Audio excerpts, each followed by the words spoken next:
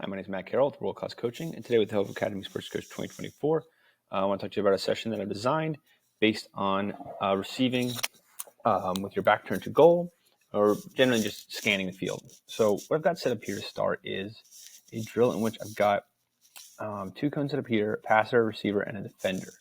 So very simple, passer passes to our receiver here, and maybe initially we don't even have the defender there.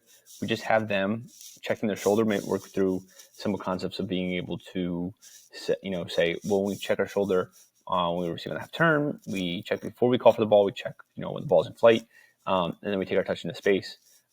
Just kind of giving the basics of it. So they would take their touch and then just whichever side they receive to, wherever the pass came from, they'll go around the cone and then maybe find a shot. So what we do then is we're going to add the defender here. So when they receive that pass, what they're going to look for is we tell the defender to go to either side here.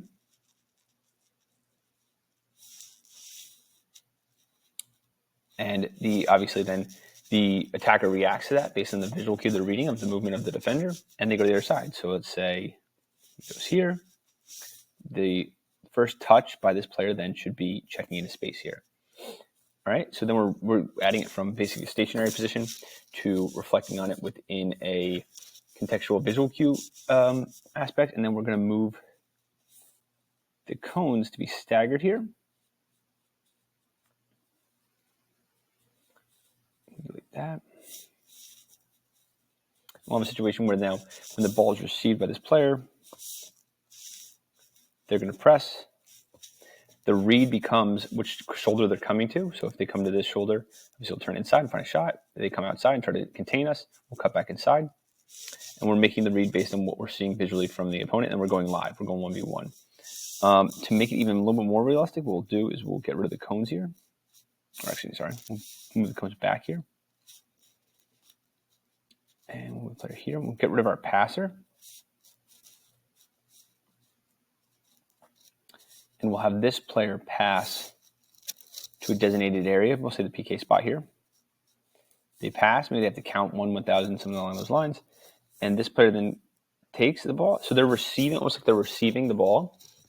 And they're gathering where it is, and they're checking into space, and they're making sure that they're able to know where the opposition is and make a read and a first touch based off of that. So what we go from here to do is we'll reset that. We'll create a circle here, or square. We can just do a square. But within this square, we're going to have a few players in black, maybe two in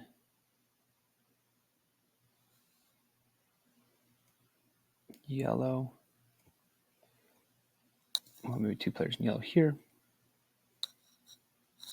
one here, and one here. And what we're looking to do, unopposed, maybe we add just maybe another yellow or another black. What we're trying to do is transfer the ball from side to side. Now we're not going opposed here. We're going back to unopposed, but the other players in the grid are obviously obstacles for you. So the player has to read what's going on within the grid and make a decision based on where they are in relation to the other players that are constantly playing. So there is a number of visual cues in which they're going to read. So what we would do from here is we'll clear that out. We'll create blank space here. Yeah, we'll grid here.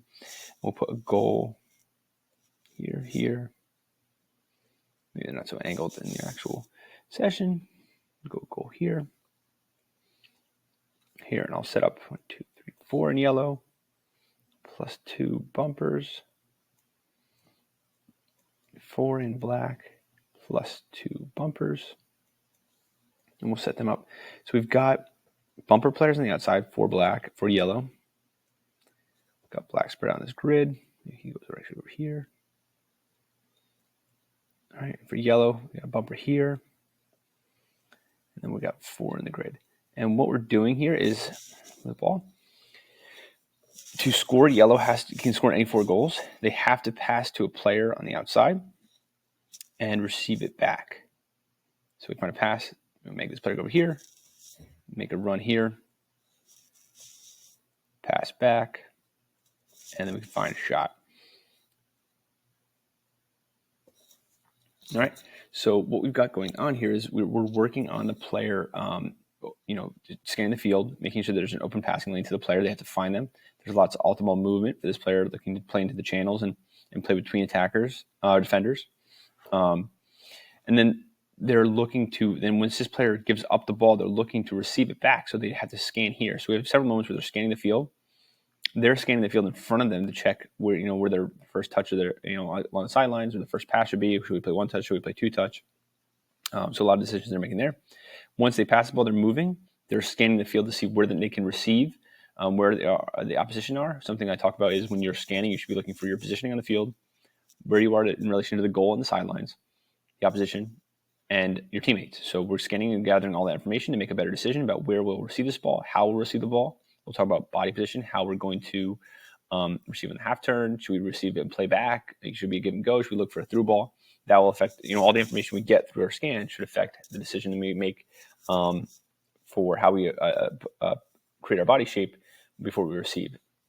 The next step is to add a system where if this player receives it, they don't have to pass this ball. They're scanning and recognizing the pattern. So if this guy goes and the defender steps to him, okay, he then can run the outside. The other can run the outside and replace. And this player then can enter play. So we keep the same number of players, but we're reading the situation, being basically saying, hey, it'd be better if I take the touch in because you've drawn the defender, so you can't just man mark the bumper player knowing that they're required for the drill to work. So yeah, that would be the next read there. And where I would go from here is we're looking for a scrimmage, small sided or full sided, whoever you're feeling that day. And then what we're looking for in that session is, are players actively looking for situations like we just discussed, where they're finding opportunities to scan? Are they scanning at the right times? Are they scanning and making mistakes? Are they scanning and maybe pause when you see them scanning and ask for what they see, freeze the game, and kind of map them through their decision making, what decisions they would make based on the scanning information that they just did. So scanning is one of those things where it's important at every single level. It's difficult to get players to do it at times because they become so focused on the ball, but it's one of the most integral skills in the sport. So I'd love to hear in the comments section some of the ways that you utilize scanning in your sessions, or do you have specific sessions, or are there things that you constantly do on a daily basis that you do to kind of cement scanning for your players? And you can just leave that in the comments. So one more time, my name is Matt Carroll with World Class Coaching, and with the help of Academy Sports Coach 2024, I hope this session finds you well.